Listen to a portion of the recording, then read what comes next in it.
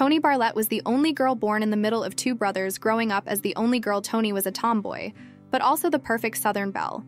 Her upbringing as the only girl in a household of boys made her independent and assertive. She could hold her own in male-dominated environments, but also exuded femininity and charm. After graduating high school, Toni pursued higher education, enrolling in college and medical school. She was a dedicated student who excelled in her studies. Toni's hard work paid off as she graduated top of her class throughout her life. Toni focused on her career goals as an ophthalmologist. She became a successful and respected field doctor, known for her expertise and compassion despite her professional achievements. Toni still yearned for love and companionship. Toni married at a young age, but found that their relationship lacked chemistry and compatibility. The divorce was a difficult adjustment for Toni as she struggled with disappointment and loneliness. Using it as a distraction from the pain she felt over time, Toni realized it was time to give love another chance. At 30, she decided to dip her toes back into the dating pool.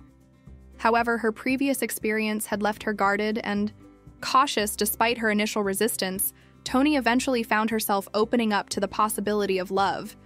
She allowed herself to meet new people and explore potential relationships. However, it was still not easy for her to let go of the past and embrace the idea of finding true love. Like many others, Toni believed that online dating held the key to finding her soulmate. With a strong belief in the importance of faith in her life, Toni decided to embark on a quest to find a partner who shared her beliefs. As a result, she turned to a Christian dating site throughout her online dating journey. Toni went on several dates with men who captured her interest. However, she found herself struggling to find that special someone who truly connected with her on a deeper level. Despite the potential connections, Toni remained hopeful that one day she would meet the love of her life when all hope seemed lost. Toni encountered Harold Henthorne, a charming and handsome man who piqued interest. Harold's dating profile painted a picture of a confident and successful man living in Colorado. According to his profile, he worked as a consultant at a nonprofit organization. What attracted Toni to Harold the most was his genuine and heartfelt desire to find a second chance at love. He disclosed to Toni that he was a widower, having lost his first wife, Lynn, in a car accident. Harold shared with Toni that he had waited for a significant amount of time to find his happily ever after. As their online conversations continued, Harold decided to travel to Jackson, Mississippi to meet Toni in person. Upon being introduced to Toni's friends, Harold effortlessly won them over with his charismatic personality and genuine warmth. Toni's loved ones quickly realized Harold was the perfect match for their beloved friend. They noticed his outgoing nature and energy complemented Toni's reserved and quiet demeanor. From the moment she met Harold, she knew she had found her soulmate. Their relationship moved quickly, and by Valentine's Day 2000, Harold proposed to Toni with a stunning ring. Of course, Toni said yes, thrilled to have the opportunity to embark on the next chapter of her life with her Prince Charming. Less than a year after they first met on September 30th, 2000, Toni and Harold exchanged vows in a grand church wedding in Jackson, Mississippi. Following the wedding, Toni and Harold relocated to Colorado, where Harold lived. Toni quickly established herself as an esteemed apologist, treating her patients like family. She had remarkable bedside manner, ensuring every patient felt heard, understood, and cared for. Her compassion and dedication to her craft made her an exceptional doctor. Toni's life revolved around her career as a doctor and her relationship with Harold. Together, they built a beautiful home and supported each other. As time passed, Toni and Harold had a daughter, Haley, who was the light of their lives. Years passed, and Toni Henthorne and her husband Harold built a beautiful life together. Just 2 weeks before Toni and Harold's anniversary, Harold reached out to the office manager at her ophthalmology practice. The manager was eager to help. Harold requested that the office manager prepare a surprise for his wife, saying he wanted to take her to the Rocky Mountain National Park. Harold planned to take Toni away for the weekend and celebrate their 12th wedding anniversary, knowing how much Toni loved their job and patients. The office manager kept Toni's schedule clear. On September 28th, 2012, Harold arrived at Toni's office. The manager brought Toni into an exam room, thinking she would treat a regular patient. However, when Toni stepped inside, she was shocked to see her husband Harold waiting for her. Harold told Toni that he had a surprise for her. They were going away for the weekend. He assured Toni that he had already made arrangements to have a babysitter for their young daughter, Haley, and packed her bag. Toni, always trusting and unsuspecting, happily agreed to the unexpected trip as the couple embarked on their journey. Harold informed Tony that they would spend the first night at the Stanley Hotel in Estes Park, Colorado, the inspiration for Stephen King's novel, The Shining, upon arrival at the Stanley. Harold and Tony had an early dinner and retired to their room. Harold had meticulously mapped out trails in the park for them to explore the following day. On September 2nd, 9th, 2012, the couple decided to embark on a trek through the picturesque Rocky Mountain National Park. The day started peacefully as Tony and Harold set out on their hike. They were excited about the breathtaking views and the prospect of a beautiful day in nature. America's national parks are known for their breathtaking landscapes and awe-inspiring beauty.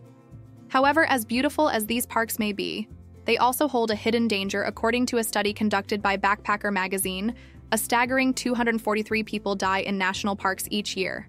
This study highlights the inherent risks that come with exploring the wilderness in Rocky Mountains National Park, where the Henthorns were planning their hike. The leading cause of death was falling. As the hours passed, the couple ventured deep into the rocky terrain. A bit before 7 p.m., Monsieur Harold made a shocking call to 911. In a panicked voice, he explained to the dispatchers that Tony had fallen off the edge of a cliff and was in critical condition. The dispatcher immediately dispatched a park ranger, a trained EMT, to the scene. However, due to the treacherous terrain, the ranger needed to walk to the spot where Harold was. Harold waited on the phone with a dispatcher. His voice filled with urgency. He begged the dispatcher to send a helicopter to rescue his wife due to the high altitude and terrain. The dispatcher explained that a helicopter could not reach where he was. The dispatcher tried to reassure Harold that help was on the way, but Harold's desperation and fear were palpable. After a while, Harold hung up the phone on the dispatcher. He said that he feared that his cell phone battery would die, leaving him without a way to connect to the emergency services. As the ranger ventured through the park, the sun began to set, casting an eerie glow over the landscape. In order to make it easier for the ranger to locate him, Harold decided to start a fire approximately an hour after the initial call. Harold contacted the emergency services again. This time, the dispatcher attempted to guide Harold through CPR, hoping to save Tony's life. However, Harold insisted on hanging up with the dispatcher, stating that he needed to hang up the line in order to keep it free, as the ranger continued his search. The dispatcher called once more and requested, "Did Harold use his whistle so the ranger could find him?" Harold blew the whistle, signaling to the ranger that he was nearby. Unfortunately, it was too late. By the time the ranger and emergency services arrived, it was over 2 hours after Harold first reported Tony's fall, and Tony had already passed away. All deaths in national parks are thoroughly investigated. This case was no exception. Harold recounted to the ranger the details of the hike that led to Tony's tragic death. He stated that at 1:45 p.m., he and Tony embarked on the Deer Mountain Trail, where they decided to take a selfie. However, the trail was crowded with numerous hikers, prompting them to venture further into the woods. Harold explained that they reached their destination around 3:30 p.m. and had lunch on the mountain. During this time, he captured a photo of Tony. However, the ridge where they had stopped for lunch was too noisy for the couple to enjoy a peaceful meal. As a result, they decided to continue down the mountain in search of a secluded spot. Harold mentioned that Tony had spotted wild turkeys and wanted to get closer for a photo opportunity. Unfortunately, she fell 128 ft down the mountain while trying to capture the birds. When Harold returned home after Tony's passing, he was met with an outpouring of support from his family and friends. His daughter Haley, who was deeply affected by her mother's loss, also received a lot of love and care from everyone around her. However, amidst this outpouring of sympathy, there were whispers and rumors surrounding Tony's sudden death. Tony's friends found it peculiar that she died only 1 year after she almost lost her life in another incident, while Tony was cleaning underneath her deck 1 year earlier. Harold accidentally hit a loose beam, causing it to crash onto Tony's head. She was rushed to the hospital, but fortunately she survived the injury. However, she was left with bruises and injuries that took some time to heal. In light of these circumstances, Tony's friends couldn't help but wonder if foul play was involved. They couldn't help but question if the accident a year earlier was accidental, or if there was more to the story. Suspicions heightened when, on the day of the funeral service, Harold seemed more interested in watching a football game rather than mourning the loss of his wife with their loved ones. The FBI became actively involved in the investigation into Tony's death. Agents with the FBI conducted interviews with the ranger who first arrived at the scene on the day Tony died. According to the ranger, there was no indication that Harold had attempted to perform CPR on his dying wife. Further investigation by the FBI uncovered additional evidence suggesting that Harold may have been involved in Tony's death. The investigators discovered that before Tony died, Harold's cell phone pinged in the area where she fell 9 times.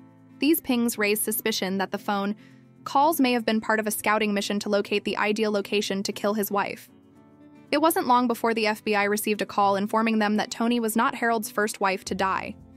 This information raised suspicions about Harold's involvement in the death of his previous wife, and Tony Lynn and Harold were married in September 1982 and lived in Colorado on May 6, 1995, a little after 9 p.m. In the countryside of Colorado, a woman and her family were driving on Highway 67 when they saw a man in the street flagging down cars for help. It was Harold Henthorne. Harold seemed panicky and quickly approached the woman's vehicle and told them he needed their assistance. He explained that his wife Lynn was stuck underneath their car and was in need of help.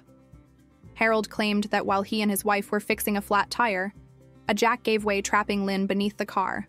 The woman and her family sprang into action, working together to lift the car off Lynn as they did. So they noticed that her lips were blue and she was not breathing. It was a chilling sight made worse by the chilly weather. Lynn, who was only wearing a tank top and jeans, was exposed to the elements and in desperate need of warmth. Recognizing the gravity of the situation, the woman and her family took an immediate action.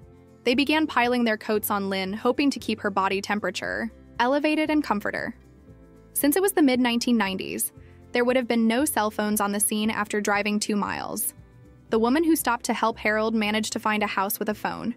She hurriedly made a call alerting emergency services. To the dire situation, the dispatcher assured her that help was on the way. But time was of the essence. When the police officers and paramedics arrived at the scene, they administered a shot of a pain-on in an attempt to restart Lynn's heart.